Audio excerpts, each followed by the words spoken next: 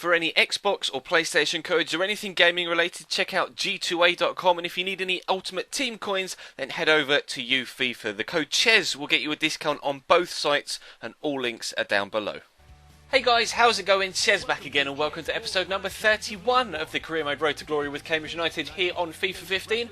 Today we start with our opening home game of League One. Of course, we played Barnsley away in the last episode on Wednesday. If you missed that, then there will be a link to it as an annotation in the bottom left hand side of your screen. It's also Davide Coppola's debut for the club in goal, and of course, as you can see, we've got a very strong side out with Jenkins Chikawi, our young future scouter star player, out on the right hand side, as well as, of course, Kwesi Appiah and Tom Elliott up top to try and score us the goals.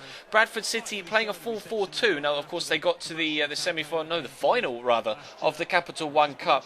Not last year, but the year before, I think it was now. But we know that they're a decent side, and of course, they went on a run in the FA Cup last year as well, I think, also. So they're definitely going to be a bit of a tough test. They drew their opening game as well as we did in Wednesday's episode, so not really too sure what to expect here, although that save from Coppola, the goalkeeper, didn't particularly put me at ease, considering we've now sold Chris Dunn to Partick Thistle for £190,000. But Kwesi Appiah's through here. First shot is well saved, but he gets to the rebound and we go 1-0 up, and that is our first goal in League One this year, and of course it had to be the man Kwesi Appiah to score it.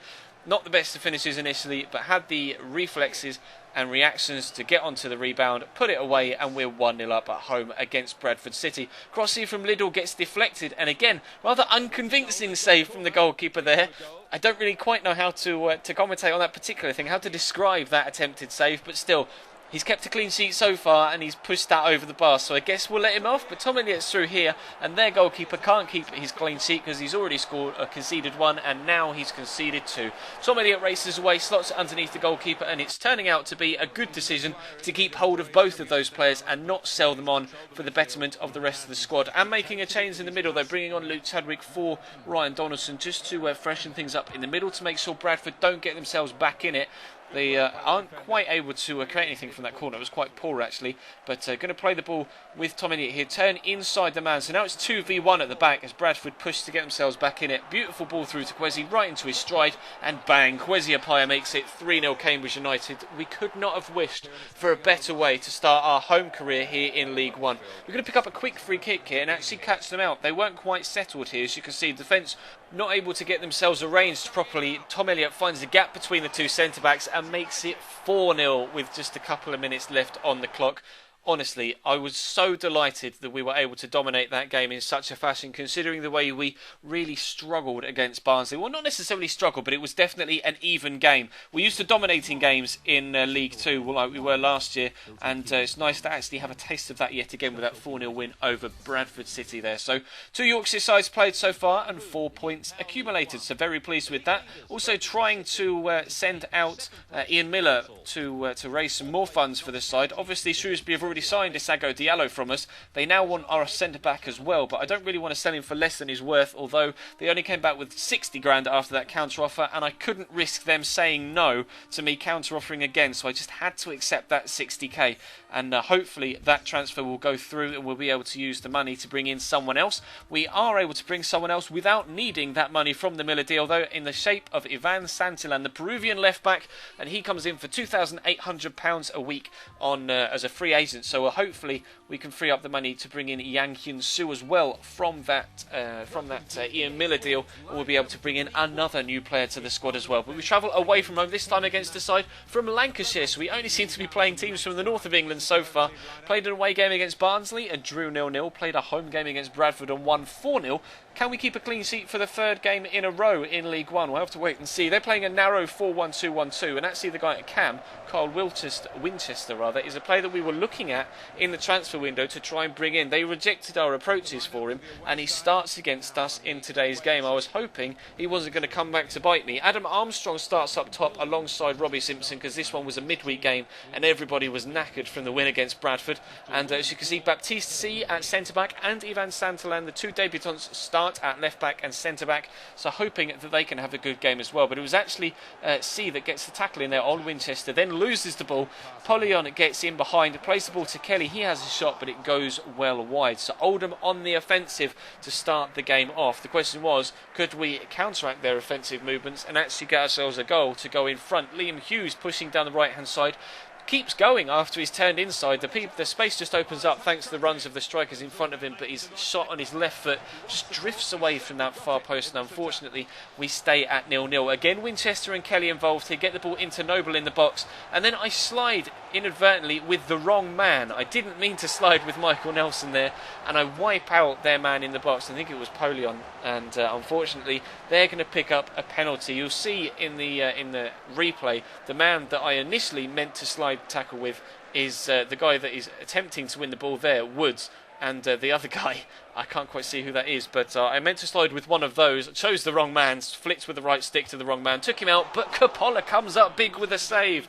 He had some rather awkward attempts at saves in the first game against Bradford, but this time a more orthodox approach at keeping the ball out of the back of the net, and we stayed at 0-0, fortunately, thanks to our loanee goalkeeper from AC Milan. And he's only 18 as well, so perhaps we have to give him the benefit of the doubt when it comes to those awkward saves. Perhaps he is just a little bit nervous. Travelling abroad at 18 years of age to play on loan is no mean feat, and I applaud him for doing that, although we are paying him £4 a week, so he better do quite well. But unfortunately, his clean sheet streak, comes to an end at one game because he's conceded in this one, and it's Polion, the man that won the penalty. I think it was he that missed the penalty as well, although I'm probably mistaken there. And he does eventually, though, get on the score sheet, and Oldham lead 1-0. Adam Armstrong's in the box here, and again, he gets wiped out, and then Tom Champion goes down as well. And now we have a penalty at the other end, just 3 minutes after they went in front. So we've had a penalty at one end that was perhaps, I don't want to say wrongly given, because it was rightly given. It was just unfortunate that I slid with the wrong man. Here, though, Kelly just completely wipes out Tom Champion and then calmly passes the ball away. That one definitely was a penalty. Armstrong steps up, and this time the penalty is scored. Towards the top left-hand corner, Adam Armstrong, that's his first goal for the club since coming in on loan from Newcastle United, and delighted that we're able to get ourselves back on level terms. We're actually going to get a good chance here to make it 2-1. The keeper comes off his line, and if I'd have held up and saw the man on the edge of the box rather than just lashing at it with Robbie Simpson, perhaps we could have had the chance to win the game there. Unfortunately, I rushed my shot, and it did cost us the win in the end, but we do get a point. We are undefeated still in League One so far this season. We get another transfer offer of over £1 million for Kwesi Appiah, but again, going to reject it. We want Kwesi and Tom Elliott both to stay now, and Ian Miller has gone to Shrewsbury, so I'm going to go and change my transfer budget to try and free up the funds to bring in the South Korean centre-back, but unfortunately we don't have enough, so we are going to have to reject the offer for, is it Yang Hyun-soo, I believe?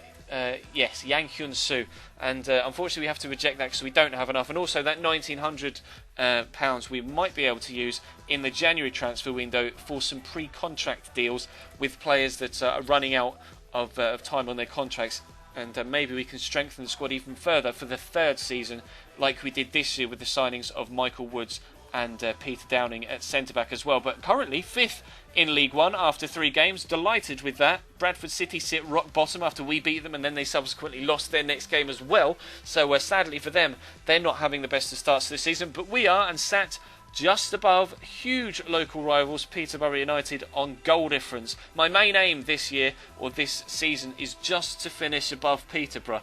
For just personal note, the huge rivals, Cambridge and Peterborough, is a massive rivalry. They haven't played each other competitively for a few years now, and it's going to be a really interesting game when that game finally comes around in the calendar. But for now, we'll sit 5th in the table and in the playoff spots, which will suit me down to the ground. Of course, if we do quite well in this opening half to the season, I might ask for the board to give me some more money, just like we did last year, to free up an extra little bit of funds to perhaps bring in another loan signing, or again, use the money to get some pre-contract players in. But that is going to bring today's episode to a close, guys. Thank you very much for watching. Drop the video a like if you enjoyed. Of course, subscribe if you haven't already. Check the channel page for anything you may have missed over the past few days, whether it was the Liverpool career mode, the My Player career mode, or this one. Of course, we'll have another episode of this and My Player again tomorrow and Sunday over the weekend as per the schedule, which you will find in the description or the About tab of the channel page. It lets you know exactly what I upload and when I upload. 2 videos every single day, 7 days a week. without fail. I've been doing it for 12 months now, and hopefully that can continue for the foreseeable future. But you guys really enjoy all of the content on this channel right now. I really enjoy putting it out for you, and you're enjoying the streams as well. So follow me on Twitch and on Twitter. There will be links in the description down below to both of those, as well as Instagram and Facebook. Follow me everywhere, and then we'll all be happy. But that's all for Friday evening. Thank you very much for watching, guys, and I'll see you next time.